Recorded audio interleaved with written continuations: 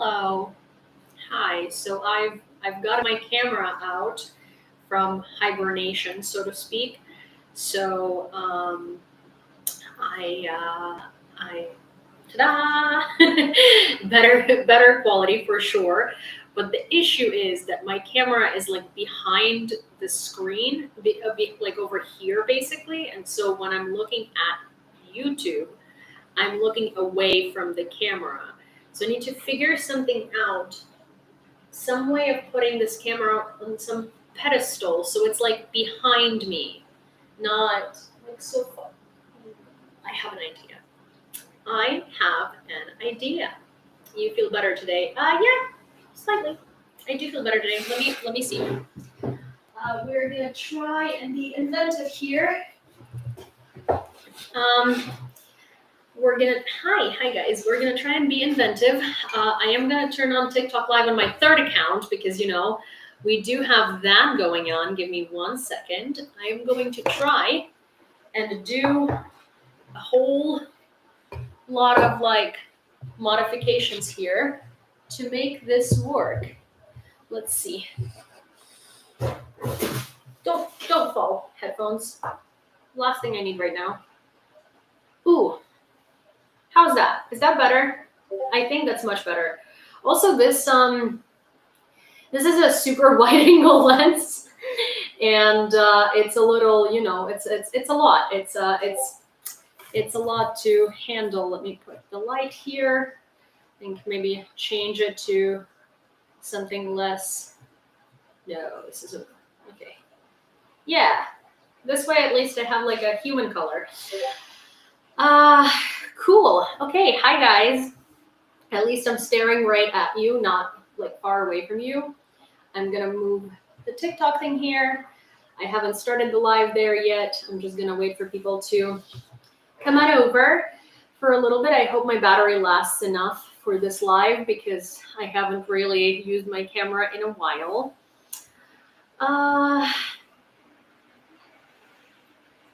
Yuli is a farmer because her community is full of goats. Oh my god.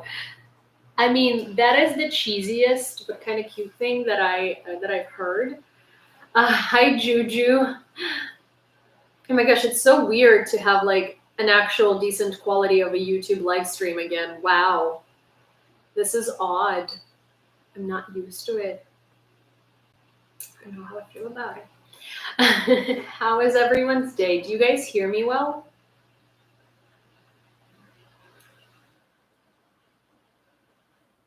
Do you guys hear me at all? Please tell me you hear me. Sound. Okay, cool. Yay, because it's taking the sound from my camera that's supposed to be taking the sound from the mic that's attached to it. So, there's that. There is that. Oh, hi, Robbie. Look at you coming out of your hibernation. Well, today was a wild day.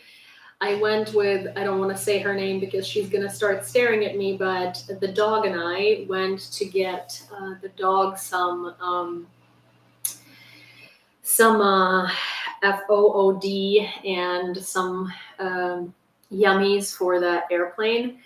We basically just ran errands. It's really cold today. I did test out the shoes, but not by running, but by just wearing them outside. They're very comfortable, the running shoes. I also got this, which is like kind of stupid, but see, it's a little Cinny.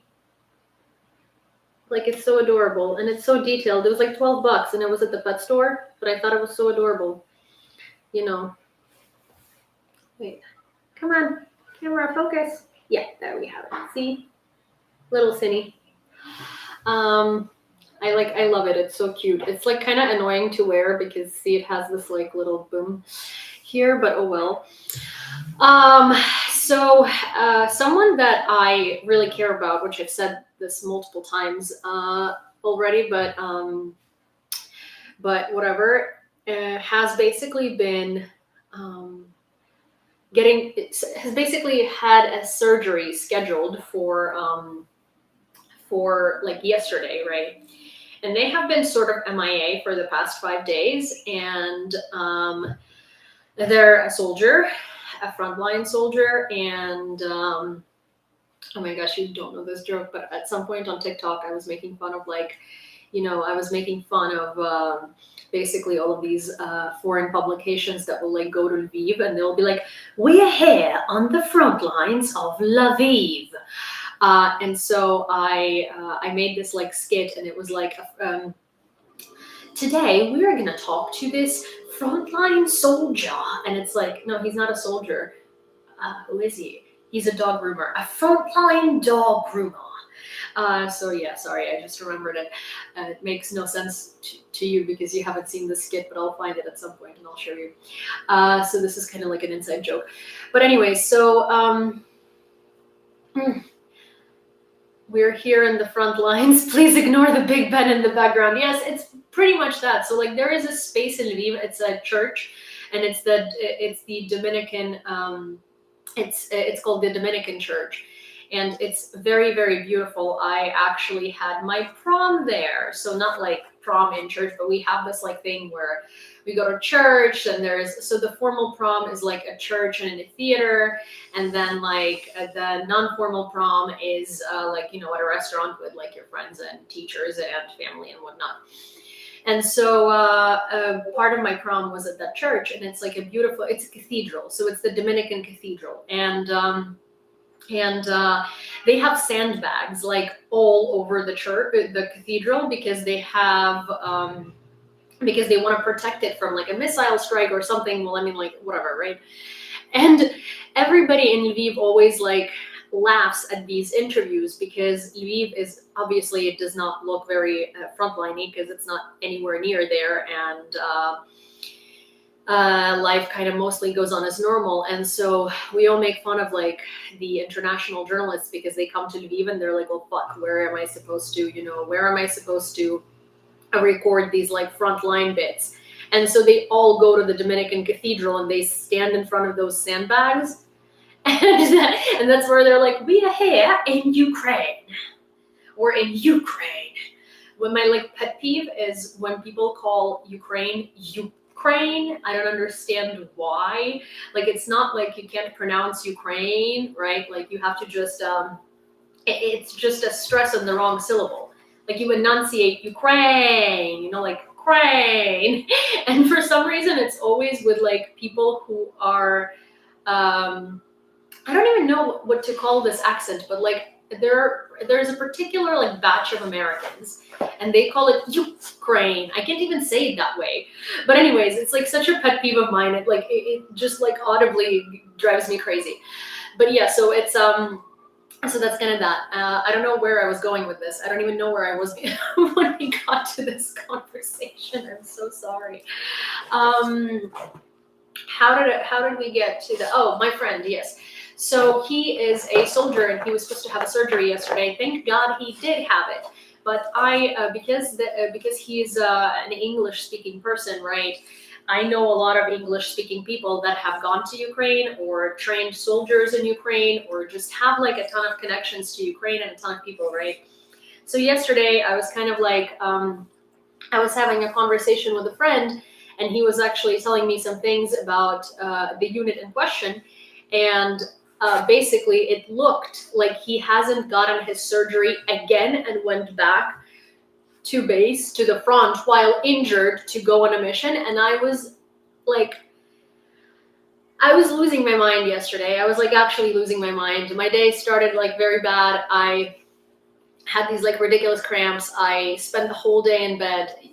Last night, like also my live got blocked on literally both of my accounts, and I was just like on TikTok, and I was like, honestly, I just can't deal with it. And then I was going to bed, and I started having a conversation with a friend, and I was just like, are you shitting me? So not only are all of these things happening, and it is literally such a terrible day for me, but also to top it off, there is this, and this person might not be at the freaking hospital, and they might be at the front line, and I am just like, And I was losing it yesterday. I literally was so emotionally overwhelmed that like I was just laying in my bed crying for like a good hour. Don't feel bad for me. I actually very rarely cry, and like it's not my natural reaction. So I actually feel very happy when I get to cry because I'm just like, oh my god, like it helps so much. It's just sort of like, you know, all of these like emotions and all of this like stuff that's been kind of bottled up just comes out. So I spent like a good hour crying, and then I was like, wow, this is like rejuvenating. So yeah, so there is that. So pound cake, be right back. Thank you, Travis. Uh, you said I spoke to you, then I cried. Yeah, well, I mean, I spoke to you, then it's been like, you know, and then it was like a little while, and then I cried. But it really helped. I was just like, honestly, it was just like so many things going wrong yesterday. I was just like, I don't even know where to start. I was also looking for, so this is something I would actually ask you guys for advice on. So Cindy is a larger dog. I mean, she's a French bulldog, so she's not like a small dog, right? She's supposed to, like, she's technically a small dog, but she doesn't, you know, she's not a small dog. And so I'm trying to get her a pet carrier. And I don't necessarily want to get her one of those, no, but I mean, like, okay, listen, Odin, before you laugh at me, I want to get her one of those things, one of those pet carriers, but every single pet carrier I look at is too small. And I don't know what to do anymore because I need to get her a freaking pet carrier for the airport. Just because I don't want her to like walk around the airport because she's you know, she's just like, anyways, I need her to be in the pet carrier, even though she's a certified psychiatric support dog, and technically I can have her out and about on my lap and like doing whatever the F it is that she wants me doing. But Cindy weighs 13 kilograms. But I need like a pet carrier, and I don't know where to get one. I don't even know where to start looking. I need it for next Friday, and also all the no, a kennel will not work. It needs to be like a carrier, so it can like be put in between. So it can be in between like 27 pounds or something. So it can be in between like the seat, you know, the seats. And so I actually am really, really, really, really, really like I'm like freaking out because basically, so I can't afford to upgrade to business class, obviously. Usually at the counter, the business class upgrade is like $400 to $500.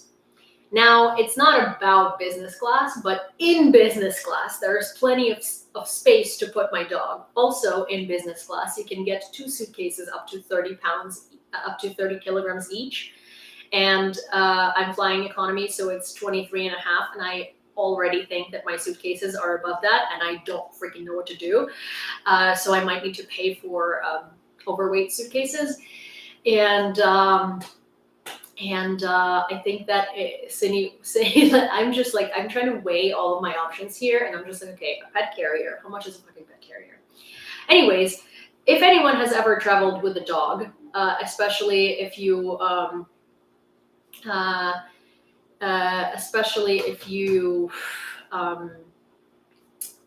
especially if you know, you know what to do with like psychiatric support animals and all this stuff.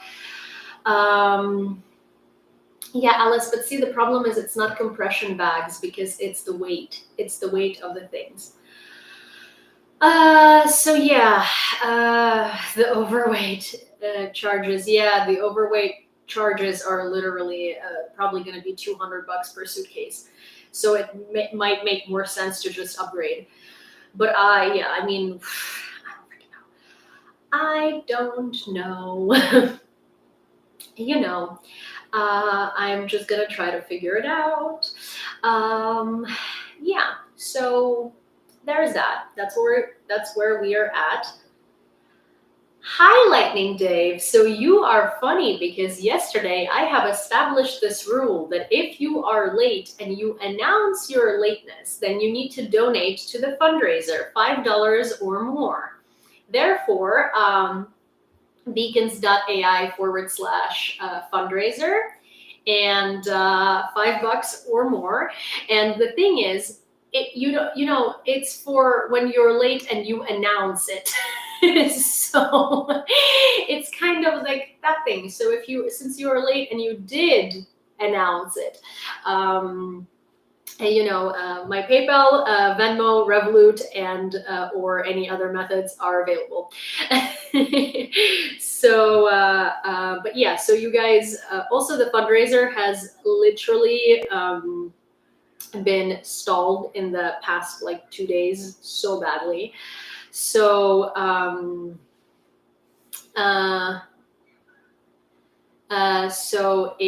so I really want to try and get somewhere with the fundraising today. So if anyone has literally $1, 2, 3, 4, 5, 6, 7, 10, 2 million, I'm kidding, to donate, please do, because I think it's one of the most important fundraisers that I've done.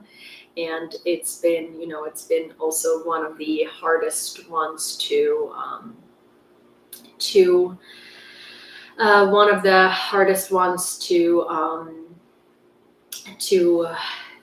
really get anywhere with. And I know it's Christmas and it's probably so, it's a difficult time and everybody is like buying presents and stuff, and it's difficult, but yeah. Wait. Oh, thank you, Michael. See, be like Michael. $1 New Zealand dollar. I actually really like that it says NZ. I like the different currencies. Yeah, so I did turn on my backup TikTok, and so that's going on right now. And if you prefer TikTok, that I'm live on again, Yulia, which is an account I haven't touched in like I don't even know how long. For those of you who are coming to the live and you have no idea who I am or what I do, I talk about Ukraine, and I do news lives. And this is my third backup account because trolls just love me. So yeah. Did you check a Petco or a PetSmart store for a carrier? Yes, we have a flagship Petco store, and I went there today and they had zilch. Zilch. Hi, Lauren. Good to see you. How are you doing? Hi, Kat. Hi, everyone. So we don't really have Walmart in New York, and I'm not buying it online because I need to. I'm like terrified of buying it online because I want to make sure that Cindy fits in there. So I would want to, like,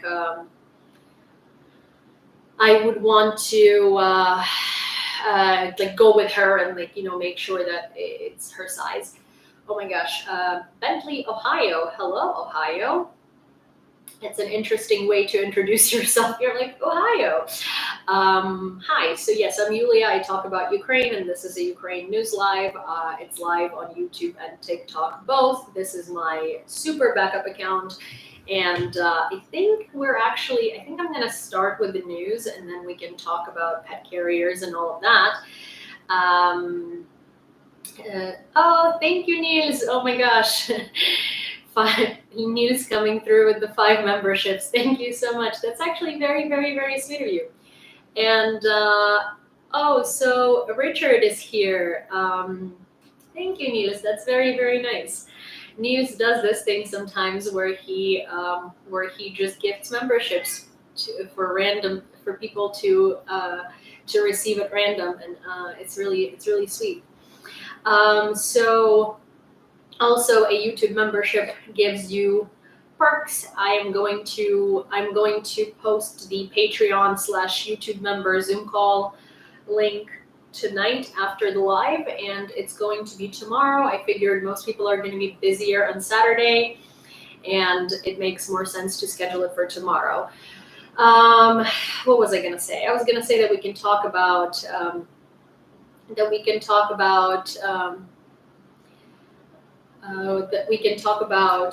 pet carriers and all that stuff at the end of the live.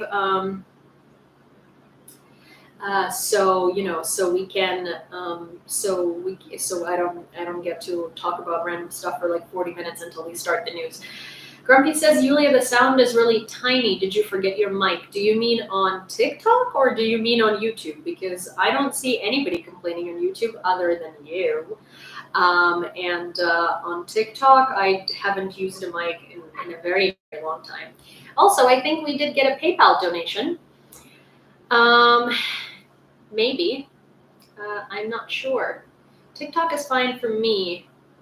Oh, YouTube sound is tiny. Really? But you guys were saying it was fine. How is it tiny?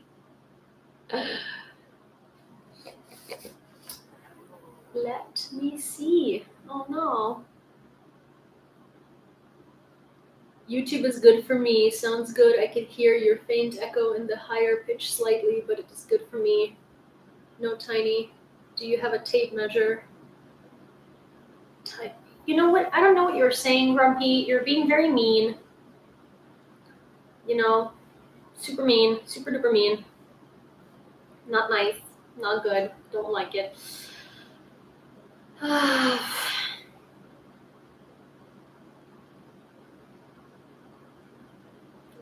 1 second. It should be working though. My mic is here. Someone please, someone please tell Grumpy that he's being rude. Maybe he's just grumpy. Oh my gosh, you guys, I have to show this to you. If I had just like a random amount of money to spare, I would have gotten this for Grumpy in a heartbeat, but I have so many expenses that it's not gonna happen. But I wanna show you the funniest thing that I saw at Petco today. Oh my gosh, Kat, thank you. So see, Dave, you didn't donate for the lateness, but Kat did. Hi Nashoba. Oh, I think I saw you in Discord. So we are at, oh, actually I have the tally on this phone. Or I do, I know, I have it on Twitter. So let me let you know what we are at. We are at 1,300, no. Yes, $1,385.99. I feel like I'm missing something. I have my tally right there. And right there is my TikTok. But if we could get to, if we could fundraise, no, I think I'm missing something, Michael. Actually, give me 1 second, TikTok. Sorry. No, I'm missing something because I have a tally here, and 1,346. Yeah, okay, so 1,346.2. Yeah, I was wrong. Okay, calculator. Sorry, I have my notes over there. So 1,346.2 plus $30, 1,376.2. Sorry, that's where we are at. Sorry, guys.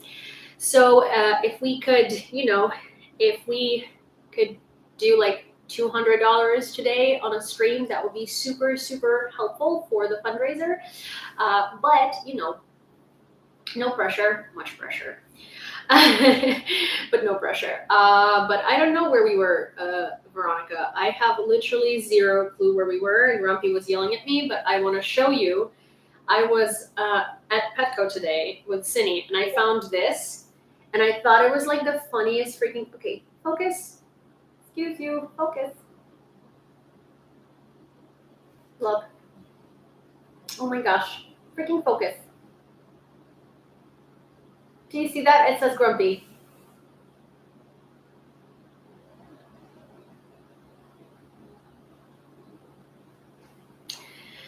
Grumpy, stop spreading propaganda about me on TikTok. Because people are saying it's fine, and I am using my mic. So I don't know what to tell you. truly. Let me see. Well, I muted and unmuted myself, so I don't know what to tell you. Yeah, don't know what to tell Grumpy. Sound is not great, but it's okay enough. Okay, sound is not great, but it's okay enough. Huh. Well, I don't even know how to fix that in real time, so. But hey, the picture is nice. I took out the camera today.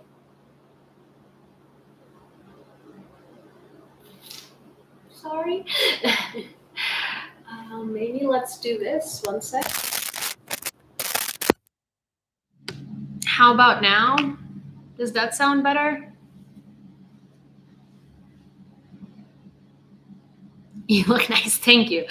But yeah, so I saw this sweater that had Grumpy on it, and I was like, oh my gosh, I would love to get this for Grumpy. It's so funny. Oh, like look at this. Grumpy, YouTube is fixed. Some of us can't hear high pitch to begin with. I see. Well, listen. To be honest, that's an advantage in my book. Oh, hi Joe. Good to see you. Sounds much better now. Yay! Happy to hear that. Okay, awesome. All right. The UN General Assembly adopted an updated resolution condemning Russia's serious violations of human rights in Ukraine. In particular, calling on it to stop forced deportations and ensure the safe return of all Ukrainian children and civilian hostages. The Ministry of Foreign Affairs of Ukraine reports. If I had if Ukraine had a piece of equipment for every time that the UN seriously condemns Russia and its invasion, or every time the UN or another governing body of some country, or literally any politician condemns Russia's actions in Ukraine, we would win the war. We would have won the war already. To make the grain corridor work better, air defense is needed, says Kubrakov. Since August 2023, Ukraine has exported nearly 10 million tons of commodities, mostly grain, through the grain corridor, work on which began in the Black Sea after Russia withdrew from the grain deal in July.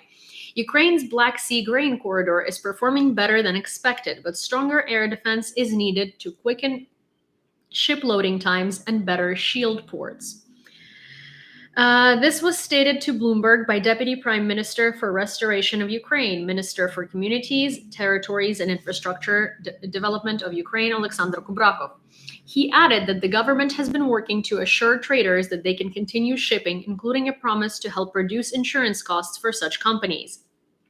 Kyiv's deal with Lloyd's of London and brokers Marsh McLennan allowed it to cut insurance costs by half. All that has helped the new corridor keep trade ticking. All that has helped the new corridor keep trade ticking, although challenges remain. Now it looks like normal shipping as it was before the war, Kubrakov said. Still, some mainstream ship owners have been wary of using the corridor. Okay, so here's the thing. Odessa really does need better air defense because Odessa doesn't have good air defense. If you Odessa gets shelled all the time. Odessa is in this precarious predicament, right, where Russia really wants to screw up everything that's going on there because of the grain corridor. And most of the airstrikes happen on the grain infrastructure. However, a lot of civilians do get injured because of it as well. Because debris and other stuff. Odessa needs much, much better air defense than it has right now, and that is one of the main things that would help. Grain shipments and just overall peace in the city. So does Kharkiv. Well, yes, Kharkiv does need much better air defense as well, but Kharkiv is trickier than Odessa because Kharkiv is right at the border with Russia, and Kharkiv needs prime air defense, because while in Kyiv you have time to prepare for a strike. In Kharkiv, you find out there was a strike after it had landed. So it's a very, very different situation. Also today, speaking of Kyiv, today a Shahed, so not debris, but a Shahed flew into a building in Kyiv. We will get there in a little bit, but I do want to show you the video of what that looked like.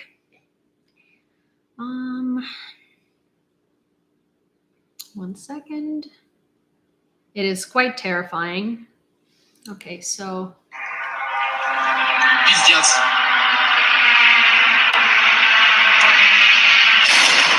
Ебать! Ебать, пизда, в дом улетел! В дом влетел! Пизда, блядь! Ёбаный рот, блядь! Okay, so I mean, I'm not going to continue showing the video because he's screaming a lot of curse words, but which is understandable. But basically, a Shahed flew into the building, and I have seen a lot of commentaries online from people who actually live in that building. So it usually ends up being like one of the when something hits a building, it usually ends up being one of those like multi-flat buildings that are larger because they're taller and they're kind of like easier to hit. So far there hasn't been anything said about casualties and fatalities. If there were any, I think it might have been in the newer updates that I haven't seen yet. So we will get there. But for now, I mean, it did hit an apartment building and it did hit an apartment, flew into an apartment. So that's very, very, very terrifying. In Kherson, as a result of Russian shelling, a warehouse containing humanitarian aid from the Kherson Regional Organization of the Ukrainian Red Cross was destroyed. Also, this is kind of a testament to, Kyiv has phenomenal air defense, like really, really good air defense. But sometimes even that isn't enough. Like you can't guarantee 100% success rate with air defense. You can guarantee a 99% success rate. Like Patriots and Vampires and all of these air defense systems, they're fantastic. But you can't really guarantee 100% success rate, right? And that's very sad because a lot of people end up being injured. Okay. Ukraine has mobilized efforts to improve fortifications in recent weeks as it moves to defend along much of the front line, British intelligence reports. At the same time, Russia continues localized offensives in selective areas, but separate attacks rarely exceed the size of a platoon, according to analysts. A major Russian breakthrough is unlikely to happen, and the front is generally static, summarizes the British intelligence. Yeah, so it's unlikely that there would be a Russian breakthrough. It's also unlikely right now that there would be a Ukrainian breakthrough, and it's unlikely to have a Ukrainian breakthrough until the middle of the year. Ukraine is regrouping, and Ukraine is definitely trying to mobilize and demobilize and remobilize and mobilize forces. There have been quite a few things in country that need to be fixed. For instance, there were soldiers that were mobilized before the full-scale invasion, and so they have been sitting kind of like they can't be demobilized or they can't be sent home. They also can't be sent to the front line because of like a loophole in the law. So this entire time they are on the books as serving in the military of Ukraine, but they are not at the front. They're just sitting kind of in the rear and doing really nothing. So they need to be demobilized and then remobilized because these are trained troops. Then of course we need to mobilize and teach more people and train more people. And there is a lot that needs to happen. And so 2024 is looking like a year of mostly like defensive warfare, not counteroffensives. And it does look like Ukraine is going to be changing strategy, and Ukraine is going to be regrouping, and Ukraine is going to be focusing on its own production. What it also looks like is one of the things that none of these Western analysts who are saying that are taking into an account is certain offensive operations that can happen due to aircraft once Ukraine receives that. And All I can say is that it makes more sense to hold off on these assumptions, because if you watch Crimea closely, you will notice that there have been a lot of things going on in Crimea and in the direction of Kherson. And that direction is very important, and there is likely going to be a push in that area. Can't say for what, in 2024. And it's not going to be an artillery push or anything like that, because that just makes no sense in Ukraine right now. It wouldn't be the smartest idea. But there are other ways, right, to, in layman's terms, screw it up for Russians in Crimea. And I would say that this is likely something that Ukraine will be focusing on, and this is likely something that you guys should be paying close attention to. But that's as much as I can say. Ukraine to produce 1 million FPV drones, more than 10,000 medium-range attack drones, and over 1,000 drones with a range of more than 1,000 kilometers next year. This was stated by the Minister of Strategic Industries of Ukraine, Alexander Kamyshin, in Telegram. Yesterday, at the end of the year press conference, the president said that Ukraine will produce 1 million drones next year, and this is only about FPV drones. We are already producing more than 50,000 FPV drones in December.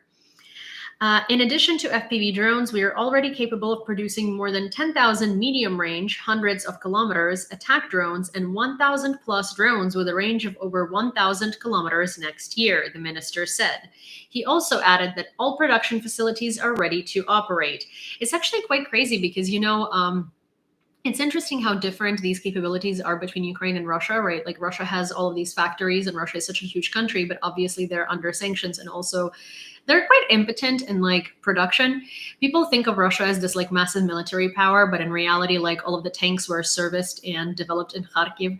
All the planes and helicopters were blueprinted and developed in Ukraine, and Antonov is responsible for a lot of Russian aircraft and Russian helicopters, and all of them were serviced in Ukraine. A lot of the ammo in the Soviet Union that was attributed to Russia was also produced in Ukraine. And so Ukraine actually has all of these capabilities. It's just that we haven't been doing it for years, right? And we haven't had like the resources to do it. But in reality, Ukraine is a very industrial country and used to have a huge defense sector during the Soviet times. Like BTRs, the BTRs and tanks and all of that. It's all been done in Ukraine, not in Russia. It's just the credit has been given to Russia. So I think that actually these numbers in production and this sort of these numbers in production and sort of these like ideas that might seem far-fetched are not really that far-fetched, because we already have the infrastructure for the production. It's just that we need to adapt to newer times, right? And to production of like more modern weapons. But we have the factories, we have the specialists, we have the industry for that. We just didn't have, the supplies or the demand really like that. So now it's, I think it's going to be a very interesting sector for Ukraine economically as well, because if you think about it, once the war is over, Ukraine will have had not only all of this experience on the battlefield, but also this experience in modifying weapons and knowing what's needed at the front line of a full-scale war. And I think that the weapons that are going to be produced in Ukraine are actually going to be very, very sought after worldwide. And I think that countries like the US and countries like, European countries are going to be buying weapons from Ukraine, of Ukrainian production. The Washington Post has removed the tab dedicated to the war in Ukraine from its front page. Yeah, I mean, I'm not surprised. It's interesting because all of these publications are acting like the war is over, Also, all of these publications are giving voices to all of these good Russians again. And that's how we end up with these horrendous article headlines that are like, it's time for Ukrainians. It's time for Ukrainians to start, working with Russian opposition. Well, first of all, there is no Russian opposition that's feasible. Second of all, we don't owe them anything. And no, it's not time for us to do anything. We literally do not owe them anything. Russian opposition can do whatever the fuck they want. We also don't even support them because they're not real opposition, and they don't oppose all the harm to Ukraine. They just oppose Putin, and they want another Tsar to be in power, just in a different name. Why do we? Again, we don't owe them anything. Like, what the hell? Can private donors buy ATACMS for Ukraine? I don't think that private donors can buy like heavy military gear. What do you or Ukrainian women think about including women in the draft as proposed by the parliament? I mean, I don't think it's going to go through, right? Here's the thing, technically, right, I would not be opposed to it per se. But also, here is first of all, Ukrainian military is already 30% women, which is one of the largest amounts of women in the military in the world. So it's kind of like, it's a little funny to me when all of the Ukrainian men are talking about mobilization and talking about, all of these things as if there are these poor people who don't get to choose and whatnot, and and they are forced to fight, and the women are just like sitting there saying their views. First of all, women would likely, I don't think it's going to pass. One, two, women would likely not be mobilized into like the battle positions. They would be mobilized into more of like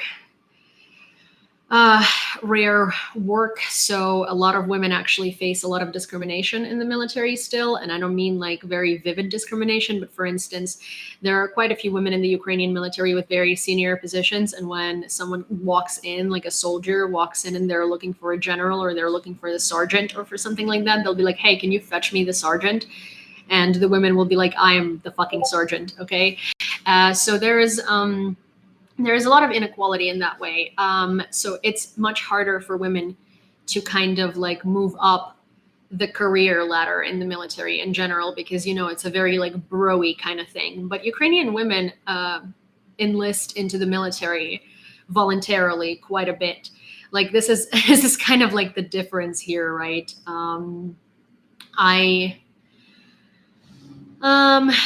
I don't think they're going to make it mandatory. I also don't think, here's the thing, like they can't really do that, right? Because there are children, and if their father gets mobilized, right, then their mother gets to stay with the kids at home.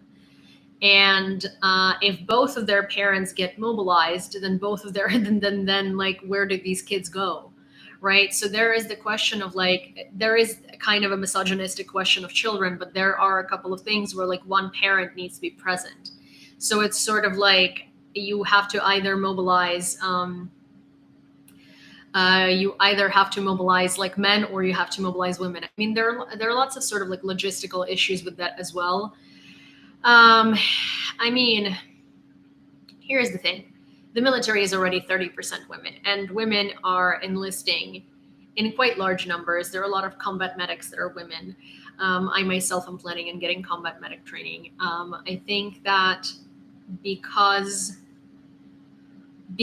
women have the ability to leave the country and come back, a lot more women are staying, and a lot more women are doing things for victory, right, than they would have had they been like terrified of mobilization. I don't know. I mean, it's very, it's kind of like, it's a difficult question to answer because, for instance, if you take an average like man versus an average woman, usually a man can carry averagely. I'm not saying that women can't be stronger than men or anything like that. No, I'm saying an average.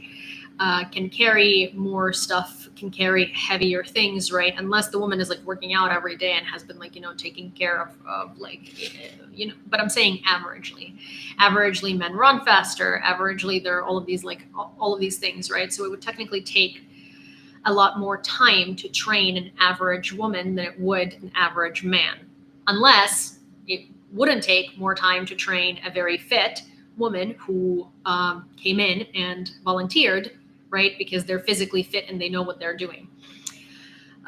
So yeah, so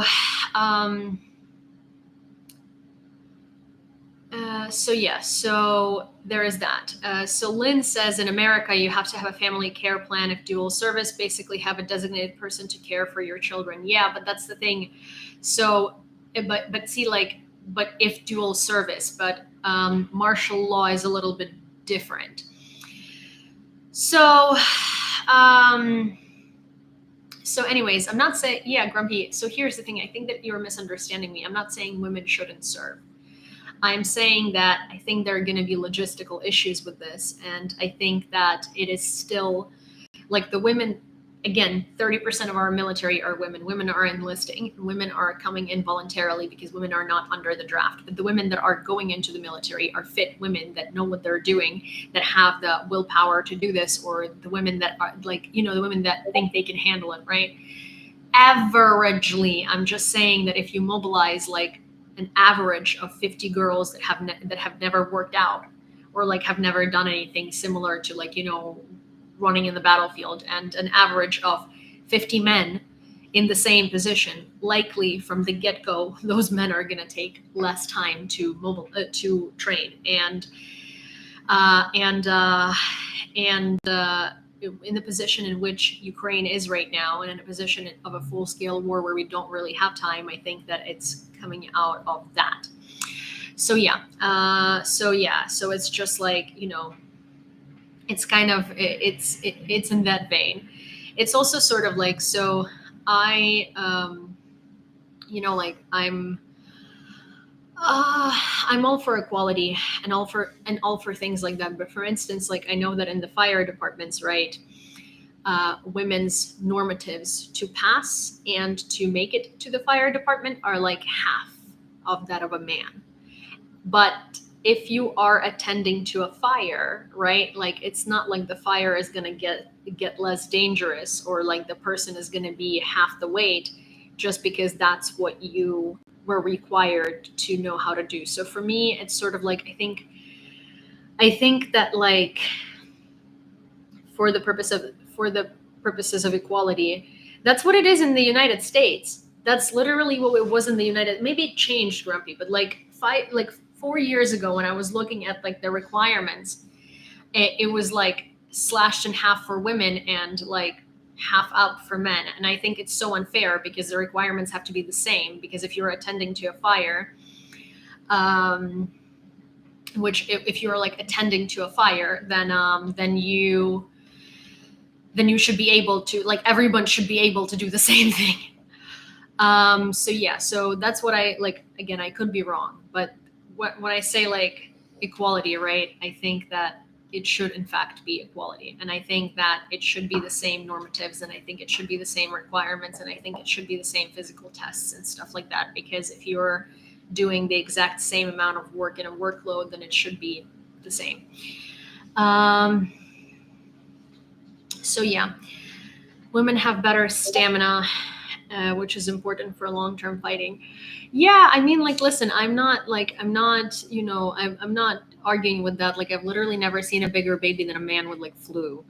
And women go through this stuff, like, you know, I don't know, like I'll have the flu and I'll wear a mask and I'll still go do the things that I need to do.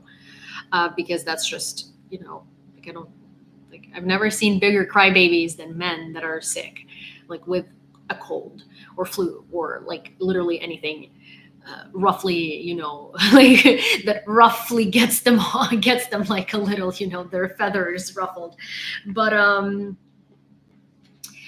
yeah, oh, Niels.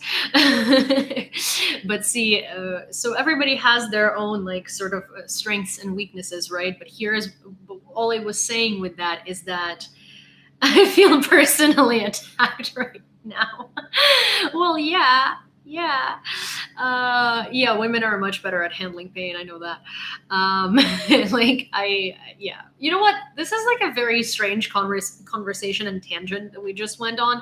All I'm trying to say is that I do not think that women are going to be able to, I don't think that women are going to get mobilized. We also do not have plans in, we do not have plans in action to take care of children. And so when men get mobilized, that's left onto women, right? And if both get mobilized, then there are going to be a whole lot of kids that do not have anyone to look after them. And while you have the plans, a family care plan in America, America is not in a full-scale war, so it's not under martial law. So it's not like, the person that you choose to take care of your children is going to get mobilized tomorrow. Yulia endorses sexism confirmed. Yes.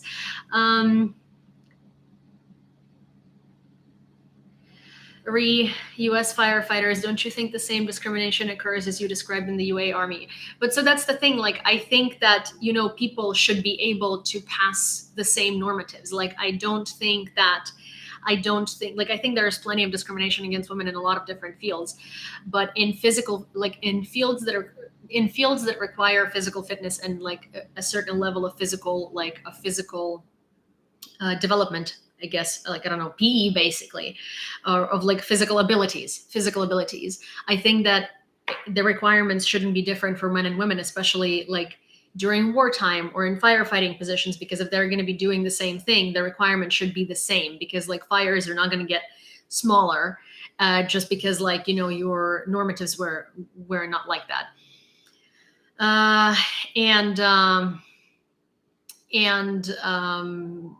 Like, I don't think, here's the thing, it's just like, you have to have the same abilities. That's basically where I'm at. Yulia is not a libertarian by any means. Again, so I don't mind. I mean, I don't have any problem with that, but I also don't think that it's going to happen because of logistical issues. Like, it could if we had the infrastructure for that before the war, but we don't. We simply just did not establish civil infrastructure for both men and women to be mobilized. That's how a libertarian would argue that issue. Interesting. No, I'm not a libertarian, and I don't think I argue issues as like people that apply themselves to a certain political like belief system. I just, that's an ambulance or something. Hi, Gabby. I just believe that, that like, here's the thing, like, I believe that requirements for jobs with physical fitness included in them need to be the same, because again, like, it's not reasonable. So there is that. Okay.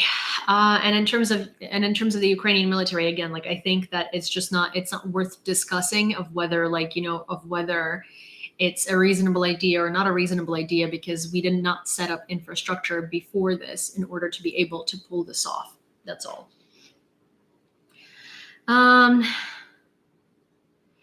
There are pro-Ukrainian libertarians. I mean, they're pro-Ukrainian. Like, there are people on all sides of the political spectrum, that are pro-Ukrainian or pro-Russian.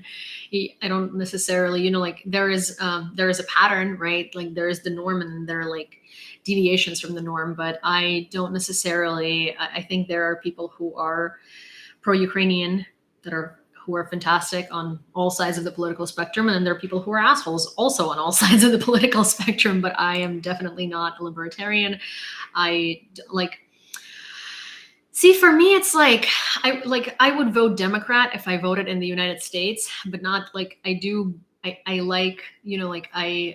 it's like the lesser of all evils, but I grew up in a multiple party system. And to me, like, the fact that the US has two parties and like one is gung-ho insane and one is like central is really not like, I don't necessarily consider myself any of these terms anymore, because I would like to be able to see not just by party standards, but by actual standards of the person and party who's running. I don't know, like, I think multiple party system is just so much better.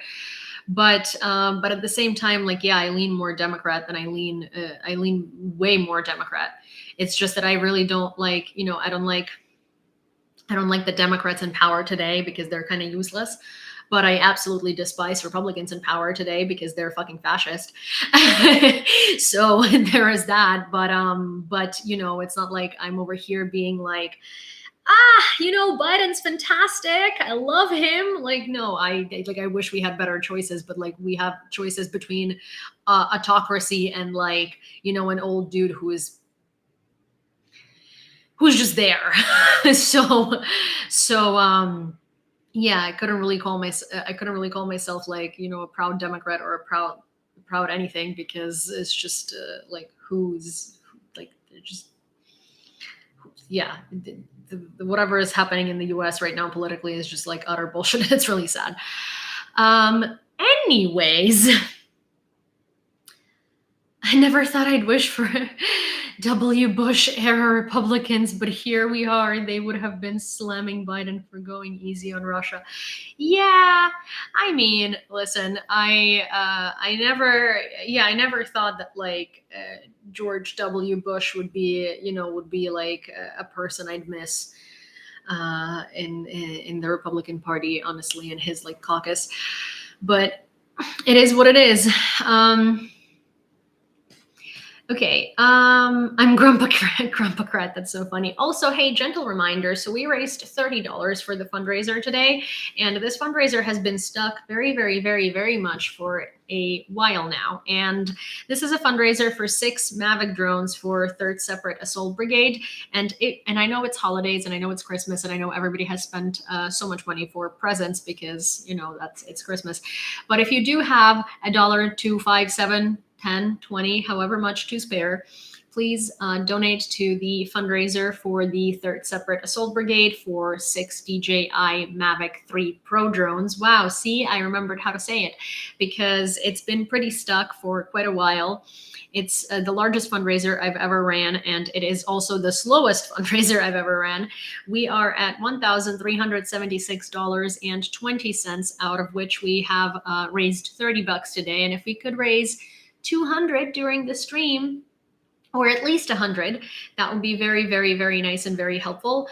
Or if we could get from 1,376 to 1,500, that would be incredibly helpful. Because it's just, at least if we get to 1,500, then we're going to be on 1/10 of the entire fundraiser, and that would be very, very nice. Truman and Reagan, Russia's worst nightmare. Well, Russia is, I think Russia has been on its own kind of thing.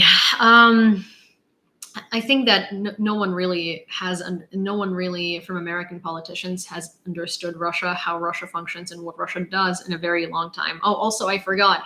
For those of you that do want to donate to the fundraiser, if you're on TikTok, you go to my link in bio, so beacons.ai/Yulia, you're going to be able to find the fundraiser tab there and click on it, and it's going to give you all the options like PayPal, Venmo, Monobank, Jar, or Revolut. And for those of you who are on YouTube, let me pin. Grumpy sent it a while ago, so I'm gonna have to go up and pin it there. Oh my gosh. Thank you, Lauren.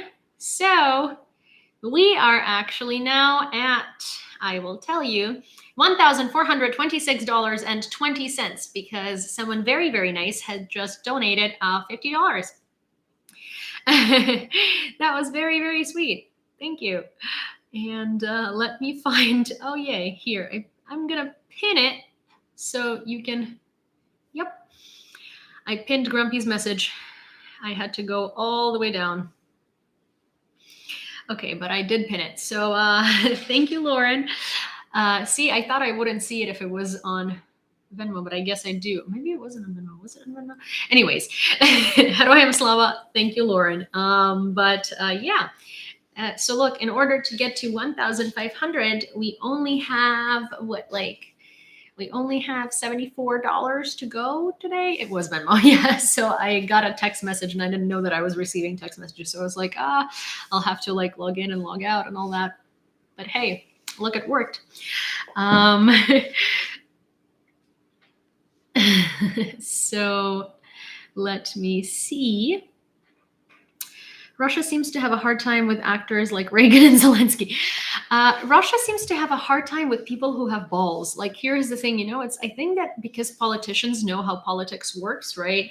They kind of like appease Putin, and they just sort of like know what games you need to like play with him, right? Like the games that he knows, like the games that they know are like the games to play with the dictator, right? And I think that actors or like people that come into politics from outside of politics just like sort of don't abide by those rules, and they don't really like know those rules. So what they end up doing is they're just like, yeah, no. I'm gonna be straightforward about what I want, what I need, and what needs to happen. And I think that that's why sort of a lot of I think that's why that's why they don't play these games. Like Putin really didn't like Zelensky since Zelensky's time in Russia as an actor and producer. And that's a story for a different day. I actually don't know if you know this, but you know what? That's a story for a different day, because we're at an hour and I still have so many updates to go over today. Also, hi Sakai, good to see you. Okay. The investigation into the night shelling of Kherson resulting in injuries to people, including 4 children, has been conducted. As per the investigation, on December 19th, 2023, at around 10 p.m., the armed forces of Russian Federation targeted civilian infrastructure in Kherson using unmanned aerial vehicles. 9 injured civilians, including 4 minors, are currently accounted for. Civil facilities and residential buildings suffered damage. Ukraine received a 150 million euro non-refundable grant from the EU for the restoration of critical facilities destroyed as a result of Russian aggression. I really hope that they're going to put it to good use, because so the problem that we've been having recently, and that's something that we are kind of annoyed at, is that there have been a lot of organizations popping up out of nowhere that are like, oh yeah, we restore and build property. And in reality, they don't. They're just like, they restore and build property, but they kind of inflate prices. And with big crises, there are a lot of really crappy people that pop up. And those people are using these crises to make money off of that. And obviously Ukraine is no stranger, especially with like money hungry oligarchs that are trying to build infrastructure. And so I really hope that these grants are actually going to be put to good use, and that the companies that will be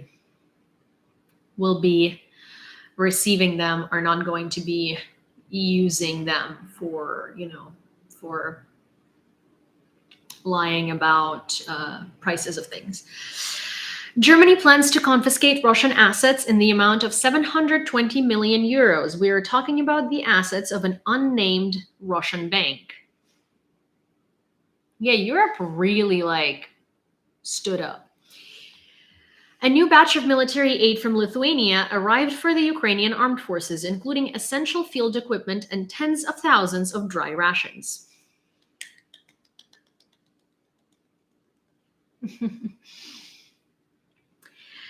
Czech military and reservists to purchase 10,000 FPV drones for the Ukrainian armed forces. With the support of the Czech Army Commander-in-Chief Karel Reka, the Group D Association was created to launch a public fundraiser called Nemesis to raise $4.5 million for drones for Ukraine's military. Thank you, Czechia. See, that's the thing. It's like, I saw someone trying to misquote Macron on Twitter and say that Macron was like saying that the US and Europe don't know if they should continue supporting Ukraine. First of all, he didn't say that. He was referring to like the blockade and in the US and to Viktor Orban. But he was saying that France is ready to step up support, and all the countries have been stepping up support immensely. Like, what do you mean? They're not giving any signals of being doubtful about supporting Ukraine. In fact, all of the European countries are actually so gung-ho on providing Ukraine everything that we need, because they're terrified that the US won't. Thank you, Czechia. Also, there are some photos that surfaced of Bakhmut, and obviously it's always a rough watch. Make sure that this is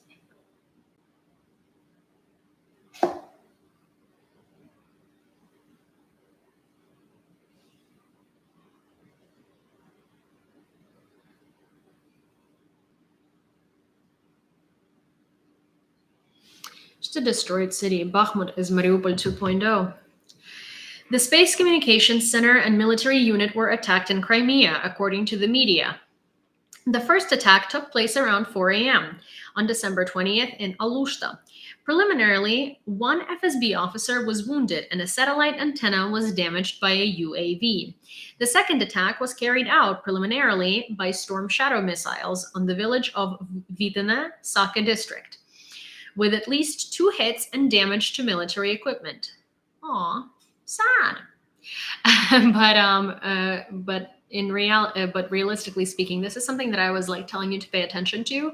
So if you start paying attention to, or rather, if you start drawing a pattern in what's been happening in Crimea and the facilities that have been being hit, and if you look at the map and if you look at sort of like, the pattern here, I think you will be able to see what's going on and or maybe like at least have an idea of what's going on. So if you're interested in seeing what strategy is being employed here, I advise that you examine the past, since like late July, early August, or maybe mid-July, early August, what has been going on in Crimea and port cities in Ukraine, or like seaside towns in Ukraine.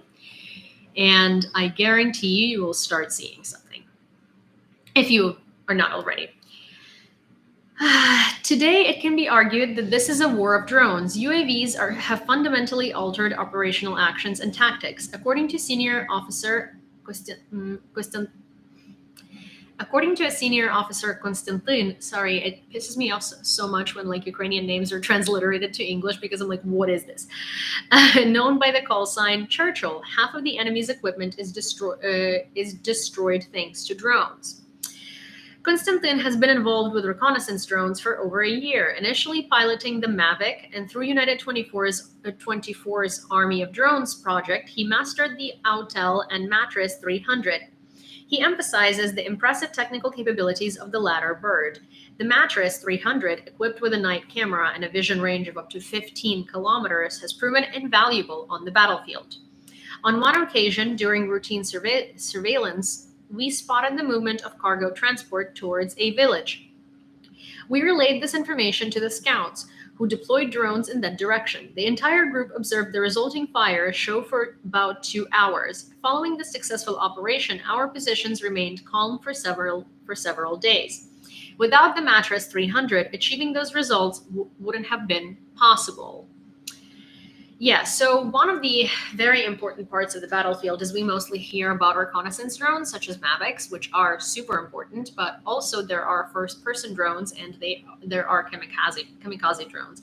Can't just buy kamikaze drones, but you can buy first-person FPV drones, and those usually are, so they're a little more advanced than, for instance, like a Mavic is, because they do see further and they do see in the dark, and they are, it's a different mechanism of flying the drone. Actually, I'm gonna have Wikipedia come on when I'm in Ukraine or maybe one of these days, and I'm gonna have him explain it. Or at least on the podcast, because we do have the ability to ask Wikipedia, who is a drone pilot, to explain these things to us. Richard, oh wow, thank you. Oh, yeah, the gift membership is from Niels, so it's a thank you to Niels. Well, Chet, I'm tuning into Christmas movies. Nice. Yeah, so it's a thank you to Niels. And Richard, you were asking about Linnea in the comments, and Linnea no longer hosts the podcast because she had to move on to sort of like some other things. But we are good. Everything is good, and I hope that she will be able to guest speak, guest do in the future at some point. But right now she's busy with other things, so that's what it is. Boom, boom, boom. Let me see.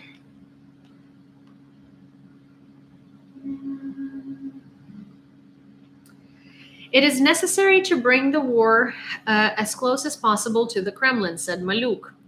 Next year, the Security Service of Ukraine will strengthen special operations behind enemy lines. Priority targets are warships of the Russian Federation, logistical corridors for the supply of weapons, military bases, etc. Our plans must remain a shock for the enemy. The occupiers must understand that they will not be able to hide. Ooh. I've been sending her words of encouragement. Glad she's okay. Yeah, she's doing okay. I mean, she's pretty busy with her family, and she's pretty busy with just like a bunch of things. But she's doing well. Last time I talked to her, I think was like a week ago, and she was okay. But that's very sweet. The Japanese government is contemplating the option of permitting the provision of Japanese Patriot missiles to Europe and other nations, potentially assisting Ukraine, as reported by Nikkei Asia. And they did. So Patriot missiles and other weapons are going to be licensed from the United States and are going to be manufactured in Japan. The Verkhovna Rada has backed the draft law for the legalization of medical cannabis in its second reading, garnering 248 votes in favor. So this is actually really cool. So I don't partake in any type of marijuana. I don't like weed, but I do feel like it's a very important law, and I am all for legalization of medical marijuana and stuff like that, because I think it is like, it's very good for pains, it's very good for stuff like that, and I think for soldiers especially, it's going to be very important for recovery. Also cancer patients, like, also people who like smoking weed, but sorry guys, I'm mostly worried here for the people that do actually need it.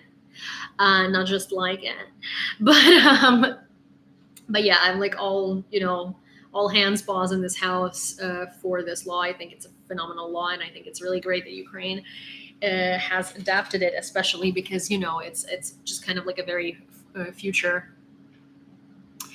for like forward thinking law, and I think it's cool.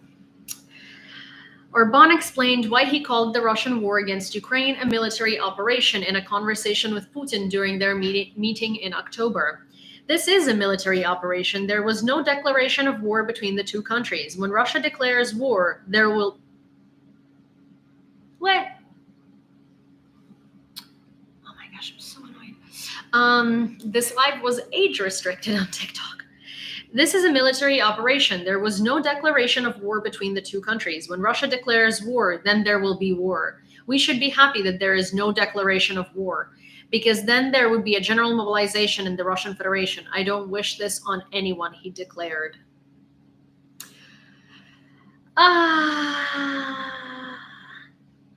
In modern international law, there is no such legal act as a declaration of war. The practice of declaration of war existed until the first half of the 20th century. But after the Second World War, it is not used, and international law provides that war can be those conflicts in which one of the parties denies its participation. You don't have to declare war for it to be war. But also it's Orban, and like honestly, it's it is what it is.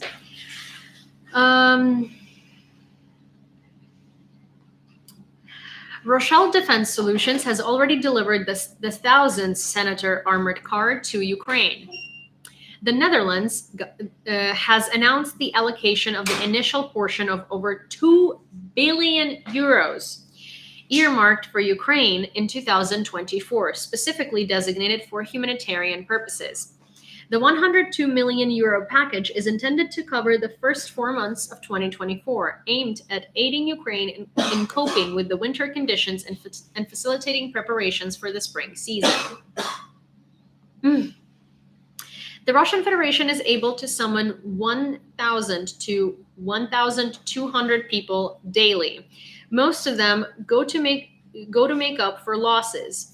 Deputy head of the State Security Service, Vadim Skibitsky, about how long the aggressor country is able to maintain meat assaults despite the loss. In general, Russia tries to maintain the level of manning of its troops directly on the contact line at about 90 to 95% in order to maintain the pace of the offensive. Unfortunately, today the Russian Federation is coping with the second wave of mobilization, he noted. 1,000 to 1,200 people a day just for meat assault. So they can literally get 1,000 to 1,200 people to just throw at the front to die a day. A day. And there's like 145 million of them. 1,200 a day. It is an insane amount of people. It is. Mm-hmm.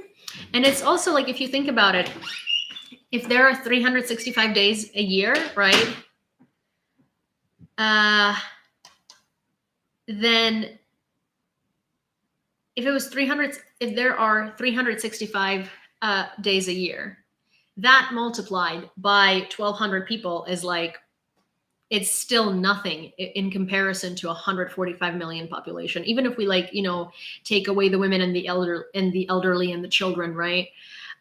It would be like, what? I don't know. Let's say it's a 40 million population of men at the very least, but let's say it's 75 million or something, right? Or like 70 million or even 60. They can last for a long time. Shooting in Prague. The Rescue Service of Prague reported that according to preliminary information, 15 people were victims of the shooting at the Faculty of Philosophy of the Charles University. Some students had to hide on the roof. Others barricaded themselves in classrooms and waited for evacuation. The head of the Czech police, Martin Vondrasek, said that as of the evening, the number of people killed in the shooting at the Charles University in Prague has exceeded 15, and another 24 people are under supervision of doctors. He added that the police had information about the shooter, a 24-year-old man who left for Prague from the village of Gostone on Thursday morning with an alleged intention to commit suicide. In the village from which he left, a dead man was found. It was the attacker's father, said Vondrasek. As of preliminary data, the shooter is dead. So I don't know if you've heard about this, but there was a mass shooting in Prague at the university. And so this is what it pertains to. There were terrifying pictures of students kind of like hanging on to the walls outside of the windows because they got out of their classrooms and they were hiding. And so this type of stuff doesn't happen in Europe. Like it happens in the US so often that people stopped reacting to it and are just so desensitized because of how often this happens. But like this type of stuff does not happen in Europe. It just doesn't. And like gun laws are much stricter, and also mass shootings are just not like a very common occurrence. And so this is like incredibly, this is wild because it just, it's very, very, very, very, very out of ordinary. And it's very, very, I don't think that people have had to deal with this in the past, like at least 50 years. Russia plans to produce more than 215,000 aerial bombs and unguided missiles, plus 683 cruise missiles in 2024. People's Resistance Center reported.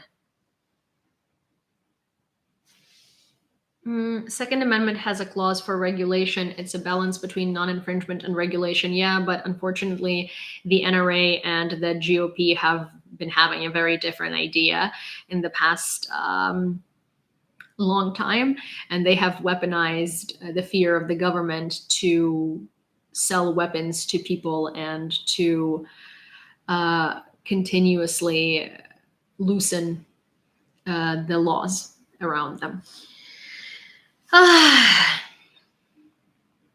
Ukraine received the first batch of ambulance evacuation vehicles from the United Arab Emirates.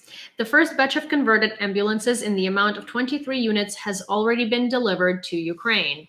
Aw, rad. Look at these ambulances from the Emirates.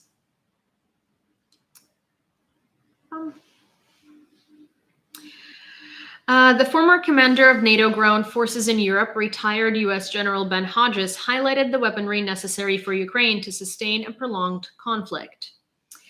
When asked by Australian military blogger Perrin about the most effective support allies could provide Ukraine, considering limited resources and political dispute, Hodges emphasized the critical need for increased artillery and high precision weapons in Ukraine's arsenal. He emphasized that although this deficiency exists, it's not beyond resolution. Hodges expressed his belief that Russia lacks the necessary strength to breach Ukrainian defenses and advance towards cities like Kharkiv and Kyiv. He underscored the vulnerability of Russian logistical systems, stating that it wasn't structured for sustaining extended ground operations beyond Russian borders. This, he believes, is a vulnerability that Ukraine should exploit, both through long-range strikes and sabotage. The general anticipates continued Ukrainian strikes on Russian military facilities in occupied Crimea, specifically targeting the logistics hub in Jankoy, which supports the Russian troop deployment in southern Ukraine. Furthermore, Hodges cast doubts on the survival of the Kerch Bridge through the year 2024, predicting that Ukrainians might find a means to permanently disable this structure. So yeah, one of the largest things that Ukraine can actually disable that will help us a lot is Russian logistics, which is they use railway for almost everything, and their main G-lock is Kerch Bridge. And so what Ukraine has been doing is Ukraine has been destroying those, and that's why Ukraine has been destroying those in Crimea. Ukraine has been destroying those in Melitopol. Ukraine has been destroying those in some other towns that I suggest you do the research on, kind of like, what has been happening, and you can see kind of the pattern. That's what I recommend doing, but I can't really talk extensively about it, but there is a very big reason why Ukraine is doing it, and because of sort of how much delays there have been with the artillery and with the deliveries from our allies. Let's summarize it that way. Ukraine has been sort of looking for other strategic ways to win over Russia, just in case, and one of them does rely heavily on G-locks.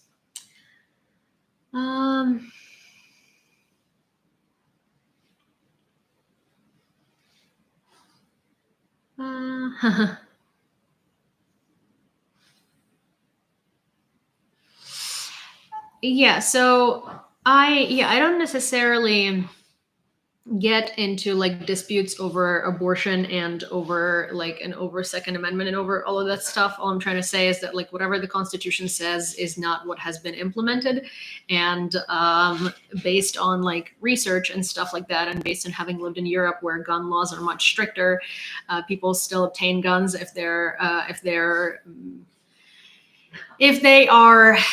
know how to use them. But in the United States, whatever has been going on is absolutely not okay, and unfortunately it can't be really fixed or well regulated until our healthcare and mental health care is regulated. And that's all I'm going to say. Agree to disagree. Someone can think differently. This is my opinion as someone who comes from a country and countries where arms are a very different subject, and I don't argue people on Second Amendment and on I just am not gonna do that. It's not gonna go anywhere, and I'm just not, I don't want to do it. That's all. A residential building in one of the districts of Kyiv was hit with the Shahed debris. It wasn't a debris, it was a shahed. It looked like a shahed literally flew into the building. The upper floors are on fire. Emergency services are on site, the mayor of Kyiv reported. This is the consequences of what had happened. This is someone's apartment. You know what strikes me the most here? There are flowers on the table. So whoever came home brought flowers to their partner, and it's kind of a very striking picture, It's One injured person was hospitalized in the Solomyansky district of Kyiv, Mayor Klitschko reported. There is also a report about the fall of the wreckage of the UAV on a private residential building in the Darnitsky district. The services are on the way to the scene. And this is what that looks like.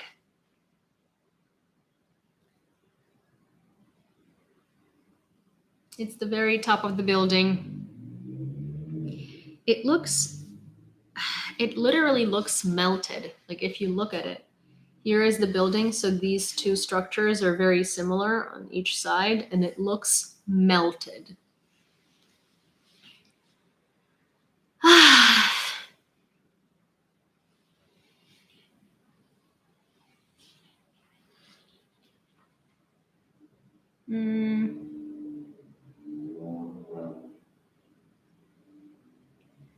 In a boxing ring with Putin.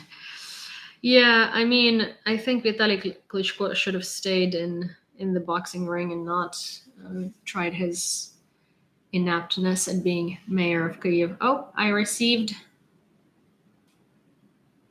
an email. Oh my gosh. Wait, so you guys, I have been receiving PayPals this whole time and I haven't seen them. Okay, so plus $44 $44.20. Plus $44.20. No. What did I just do? Okay, 1 second. Sorry. I'm not being very good at this. 1 second. So, Cindy, don't even.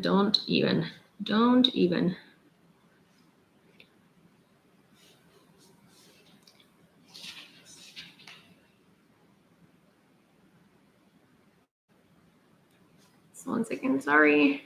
Okay, so then.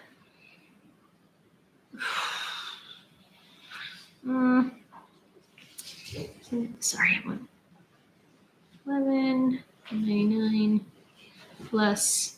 Okay. Sorry. Wouldn't surprise me if Klitschko runs for president. So then we had a $30 donation, and then we had a $50 donation, and now we had a $44.20 donation. Plus, everyone, no, stop! Don't do that. I'm so bad. And then we had another $40. So we are at $1,506.19.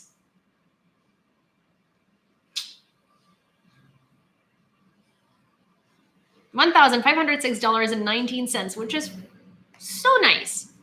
So nice. So nice. And also, you guys, if you donated something and you don't mind me shouting your name out, then you let me know, because some people don't like that. So yeah, if if you would like your name to be, or you don't mind your name to be named, just let me know. $1,506.19. $1,506.19. Wait. The head of the Darnitsa district state administration reports on the situation in the district. Firefighters, an investigative and operational group, and an ambulance are on duty. The 2-story building, which was unfinished, was fortunately empty. The fire is being extinguished. Nearby residential buildings had their windows blown out by the blast wave. Debris damaged facades and fences. And that is what that looks like. Yeah, 10% today, right? 1/10.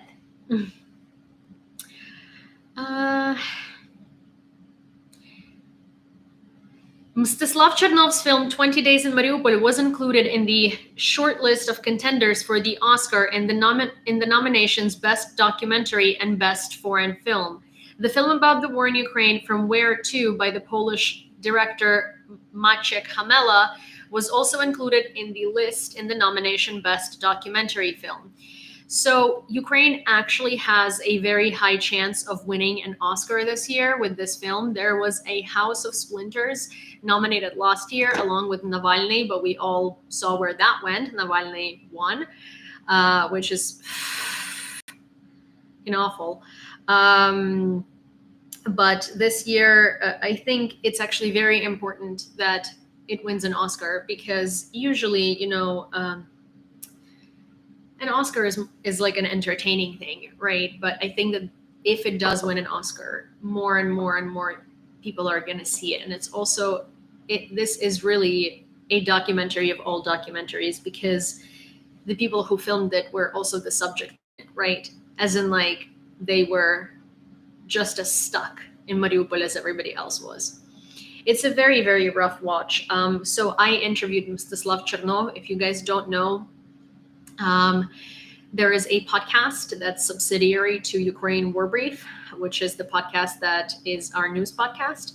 It's on Apple, Spotify, Google, everywhere. So the podcast is called The Press Lounge.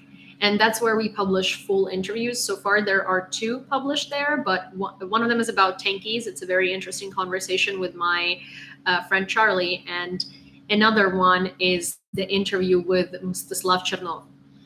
And he's phenomenal. And you should listen to it if you still haven't. It's a phenomenal interview, and I think you guys will be very interested in it. Tankies. See, if you don't know what a tanky is, you need to listen to that interview.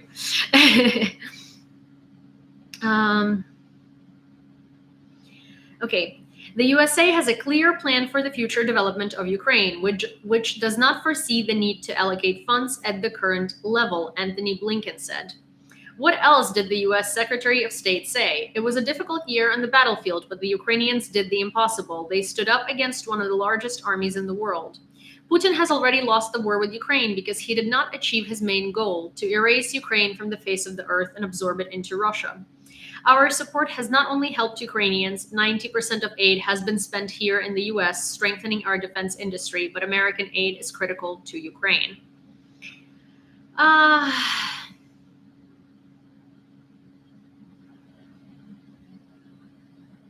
my gosh. I don't like this. The USA has a clear plan for the future development of Ukraine, which does not foresee the need to allocate funds at the current level.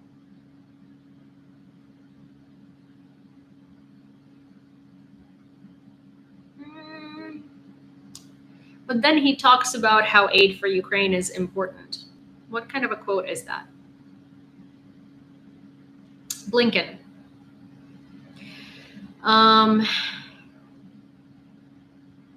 The USA has a clear plan for the future development of Ukraine, which does not foresee the need to allocate funds at the current level. Oh, for the development of Ukraine. It's just a very awkward quote that has been taken out. Okay, that makes more sense. A photo of Ukrainian children playing in a field against a backdrop of a burning oil depot in the Rivne region after it was struck by the occupiers won the Photography of 2023 competition of the United Nations Children's Fund, UNICEF. The author of the photo is a Polish photographer, Patryk Jaracz, who has been working in Ukraine since the beginning of 2022. The Russians carried out a drone strike on a civilian oil depot near Dubno in the Rivne region on the night of August 10th this year. So, this is the photo. Okay, let me do this. Sorry. Stop being so hard to focus. There we have it. That's what it looks like. And then for TikTok. And that is the note on which that's all I have for you for tonight. And, I wish I had more, but I don't.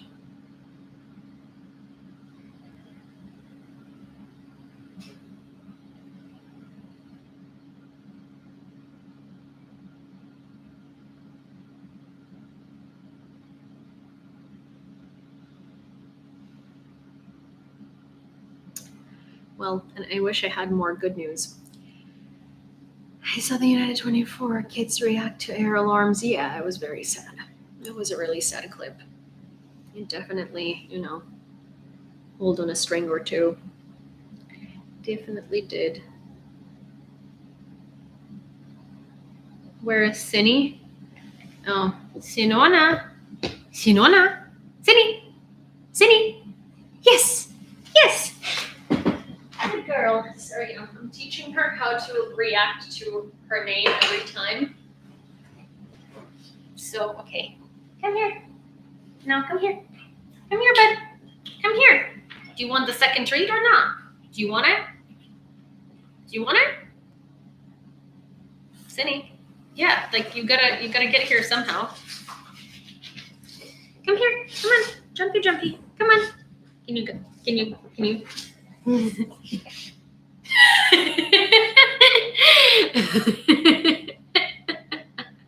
Look at this super, super well-behaved dog.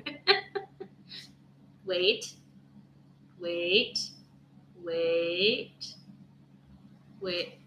No. Wait.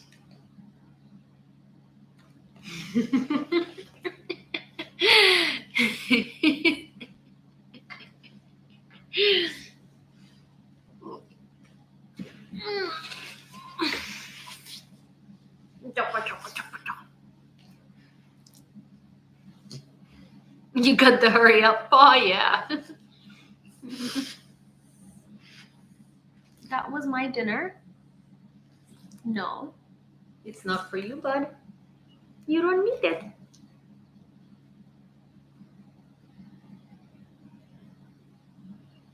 No,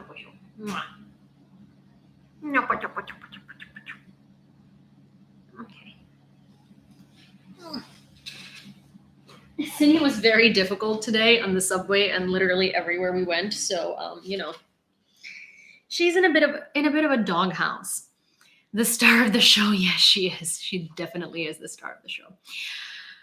Alrighty, you guys. Me and this little celebrity. I'm gonna go stretch before bed, and she's gonna go stretch my nerves. and I'm gonna see you tomorrow. Also tomorrow, for those of you who are YouTube channel members, and for those of you who are on Patreon, I'm gonna post a link to the Zoom. But yeah, tomorrow, like early evening.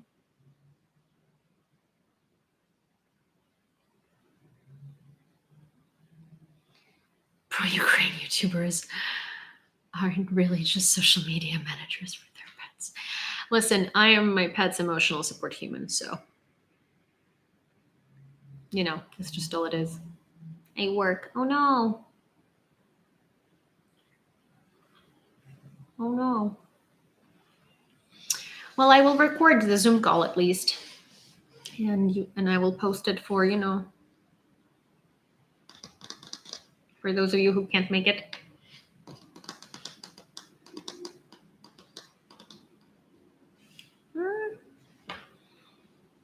All right. Bye, guys.